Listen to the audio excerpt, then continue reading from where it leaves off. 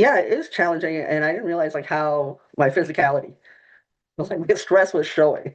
And then I wonder like what people think when they see somebody having that amount of stress and they're not hearing the voice that the person's hearing. Like, um, yes, that is a thought that I had. And if you don't see the voice they're hearing, or if you don't know what's going on, you might assume the person is getting agitated with you. That has definitely happened to me, where people have thought, "Oh, this person's getting upset and angry, and a room with them."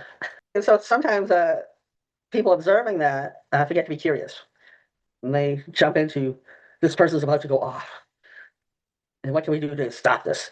Mhm. And they forget to check assumptions or just to even check in at all. They just want to make it stop because they're maybe personally afraid.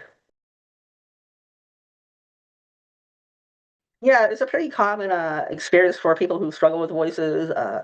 In the UK, they talk about it like a protector voice, which absolutely is not how it felt. I didn't feel like the voice was trying to protect me, but that was actually its goal was to protect me. What it felt like was a voice trying to make my life very small. So yeah, I would have a voice that would tell me, "Don't talk, don't trust anybody. Oh, they're only being nice to you to get close enough to trick you."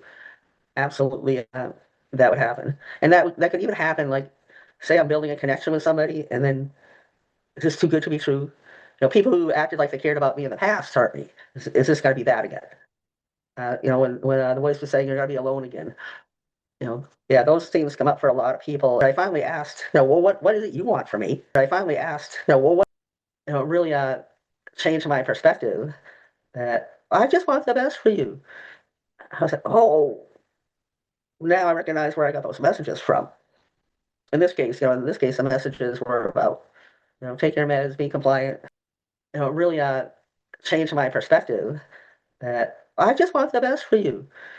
I was like, oh, when I was receiving services as a Department of Mental Health client in Massachusetts, that was absolutely the message. They would tell me I was doing great when I had no life, but their idea of great was, oh, you're not getting into trouble. For me, I had the experiences I went through as a kid. I definitely got messages. What happens in a family stays in a family. You'll be hurt in a family. But this variation of don't try too hard, don't try, to do anything new. That was definitely I got that message from the Department of Mental Health and a lot of providers. They very much had a fear-based response. Not all the providers, but that was the most common theme.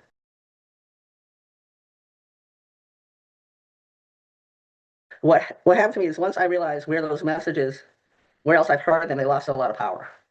Like initially, I just felt the meanness of the voice.